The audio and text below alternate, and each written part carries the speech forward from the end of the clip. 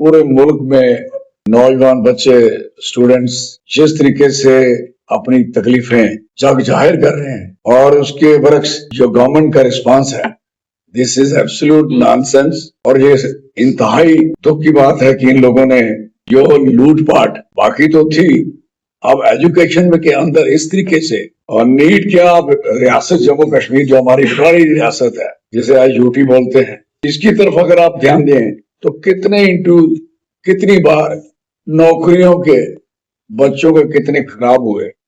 Example sub inspector और accountants, कितने लोग में सफर हुए, मैं कह सकता हूं। अब देश में पूरे कंट्री में इतना माहौल है, खराब हो चुका है। और जिस तरीके की लड़ाई बच्चों ने शुरू की है, बड़े गलत फहमी में है। इनको पता नहीं है कि यंग क्या कर सकता है, स्टूडेंट क्या कर सकता है। हमें याद है कि स्टूडेंट से ही, और जब किसी जमाने में कॉलेज, हायर सेकेंडरी, कभी थोड़ी सी हड़ताल होती, पूरी एडमिनिस्ट्रेशन बिल्कुल फील करती थी कि अब इसी समय हमें इन्वॉल्व होकर इनको सॉल्व करना है। ये कितने बेशर्म हैं, कितने मैं कह सकता हूँ ढीठ हैं कि लोग इन लोगों के ऊपर यूं तक नहीं रेंग रही और बच्चे चिल्लाते रहे, मरते रहे।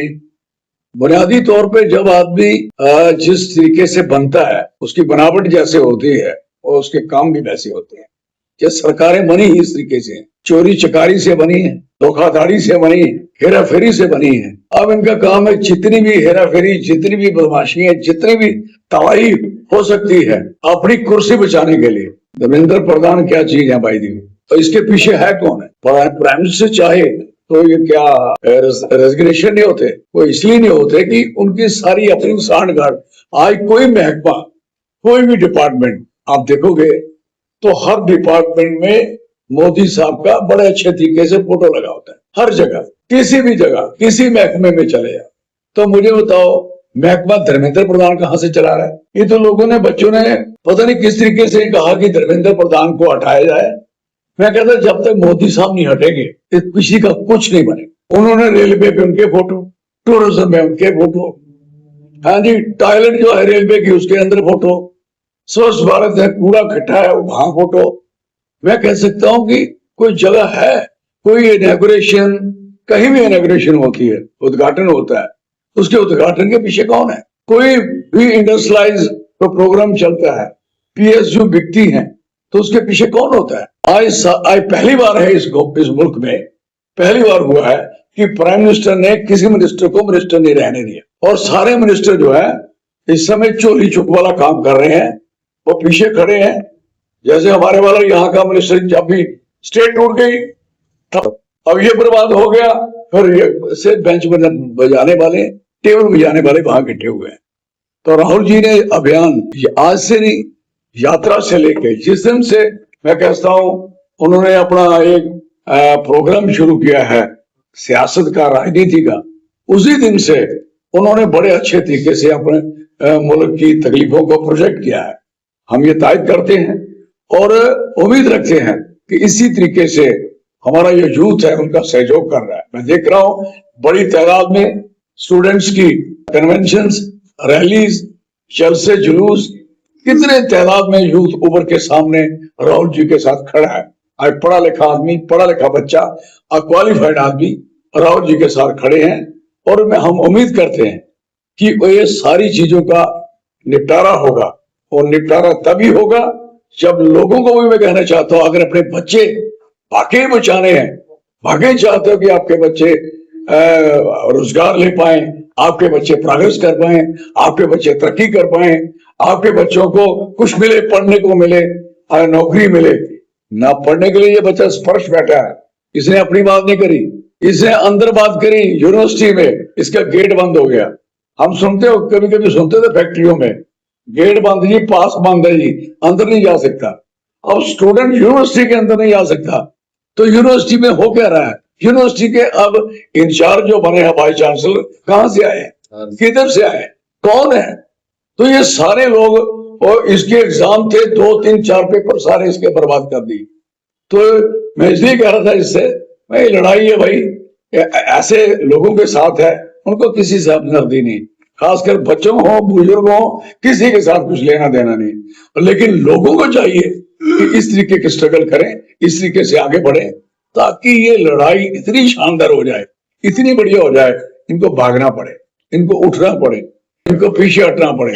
हो रहा तब है जितने इलेक्शंस आते हैं, हम इलेक्शन में सारे लोग मार खा रहे हैं। पंजाब वाले क्यों नहीं मार खा रहे?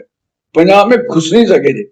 पंजाब के लोगों ने अपने आप को, जो 700 किसान मरा, कितने बेशर्म लोग हैं, इतनी बड़ी तादाद में किसान वहां मर गया, शहीद हो गया, लेकिन इन्होंने उसके बाद कहा मुझे पता लगा ये मैं गलत डिसीजन था। क्या बात है आपकी यार, क्या हो रहा, क्या रहा। अब भी ये कहेंगे जब ये पूरे हालात देश के हो जाएंगे ना, फिर कहेंगे यार ओ नीट गलत हो गया, अब प्रधान साहब अब आप चले जाओ। नो, प्रधान इनसे ज्यादा सीनियर, आपको पता होना चाहिए।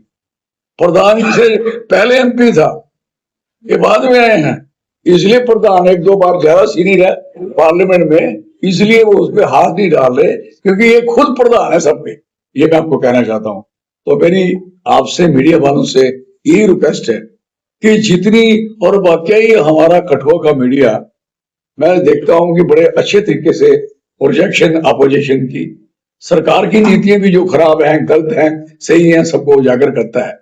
हमें उम्मीद है कि इसमें सहयोग होगा और स्टूडेंट्स की डिमांड को माना जाएगा।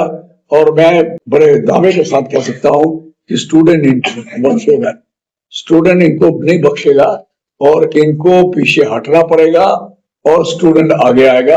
बड़ी मेहरबानी, शुक्रिया, धन्यवाद। कोई क्वेश्चन करना चाहते हो? आपने कहा कि प्रधानमंत्री के पीछे प्रधानमंत्री, यही वन मैन आर्मी है, ये कोई आर्मी नहीं, कुछ नहीं है बगैर, नथिंग।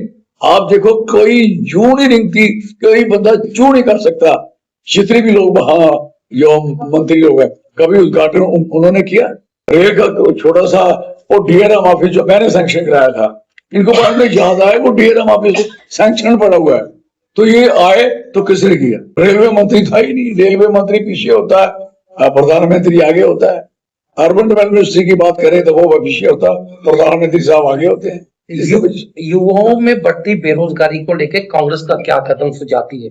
देखो, युवाओं की बेरोजगारी बढ़ाई है बीजेपी ने, इसी गवर्नमेंट ने, इसी सरकार ने, क्योंकि इनकी पॉलिसीज जो हैं वो बेरोजगारी पैदा करेंगी। ऐसे इंडस्ट्री बना दी है इन्होंने, चाहे वो एजुकेशन सिस्टम जो अभी ला रहे हैं, वो ओनली टू डिले द बेरोजगारी, जितनी डिले हो सकती है उसको और लंबा खींच रहे हैं, पढ़ाई को आगे पीछे।